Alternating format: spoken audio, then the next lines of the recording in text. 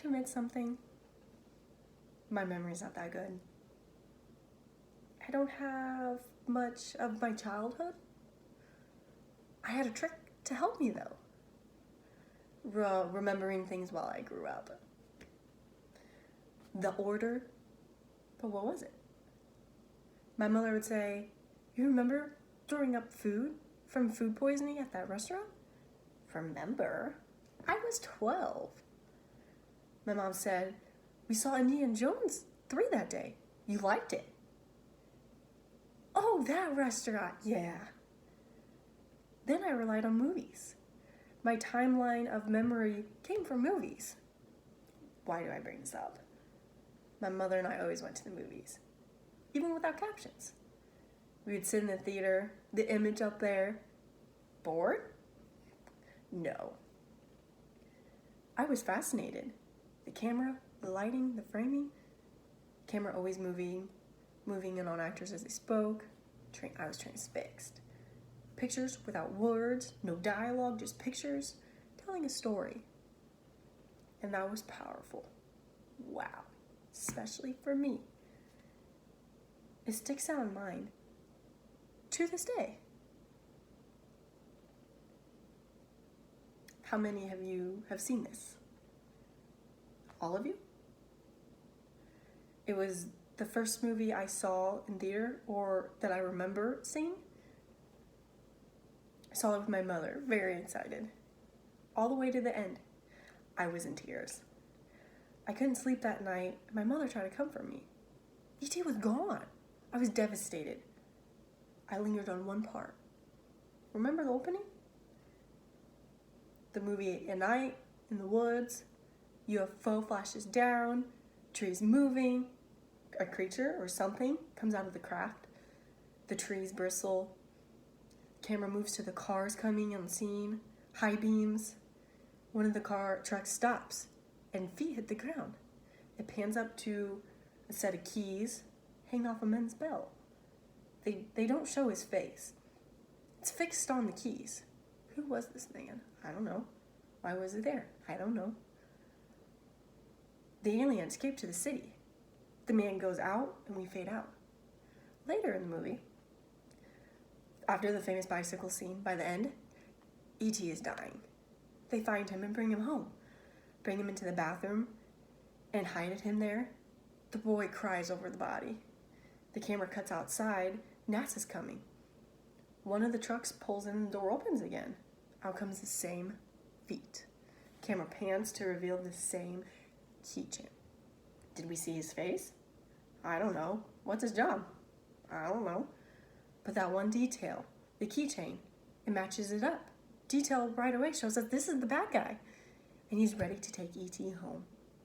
We know this from one detail, the keychain. And after that, I knew I wanted to make movies. From that point on, I wanted to make separate pictures that came together to tell a story. Without relying on a script, it was the pictures. And there, my journey begins. Later, I entered Gallaudet University for a film major. One of my classes, there was a professor, Frandino. He passed away recently. He was hearing, and he brushed away language interpreters. They assigned him. I can do it. Eventually, over class, he assigned a project that stood out. Visual expression?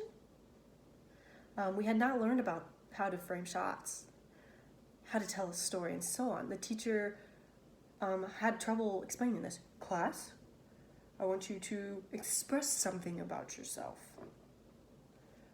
What do I say about myself? What? He showed a work of his. He was hearing. For his work was from his university days. Had a weird opening. Camera lingered on his face. The camera cut out to the grass blowing in the wind, and a lawnmower, to a fire, and a man running. The clouds in the sky, I just didn't understand it. It was odd, his expression. The teacher added music and sound. It was an abstract of my life, he said. I want you, this deaf class, to express yourself. Don't copy my movie. This is mine. What's yours? He struggled to explain it. I could see he couldn't find the words, and he wanted to see from us. He didn't know how to explain it. When the project was due, we turned it in. The teacher told us we had done a good job, and we moved on. But it stayed with me. I transferred from Gallaudet to RIT. I focused on technology, took a couple courses, like camera lenses, 50 millimeter, 35 millimeter lenses, how light and scene come together. We can move on to like third lighting. There was a course, grammar of the film language. Film language? There's a course on film language? The teacher wasn't passing out stapled paper. It was composed of a thick book, film language, many terms. To give you an idea, do you know these terms? Close up, medium shot, wide shot? I'll sum it up for you. Wide shot introduces the story and the location.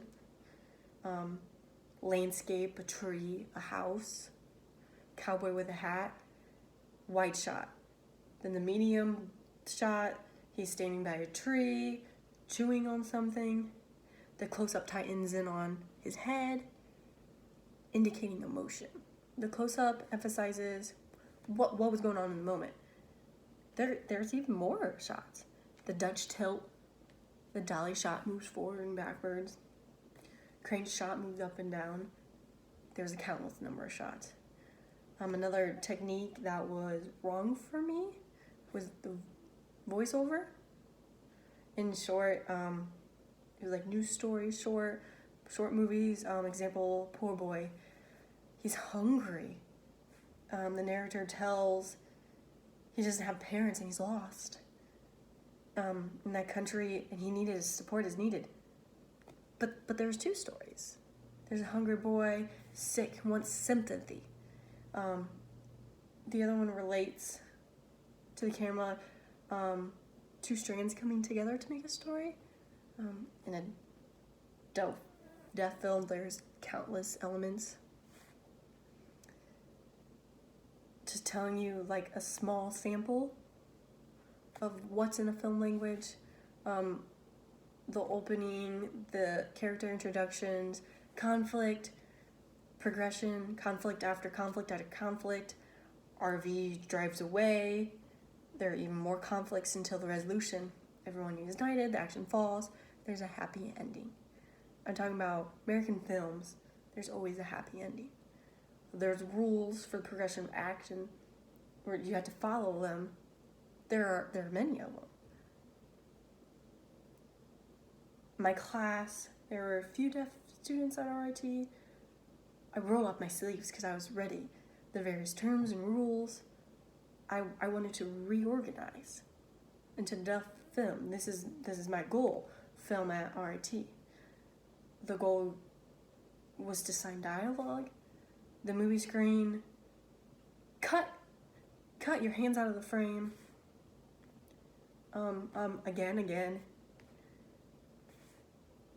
My friend and I wanted to challenge that.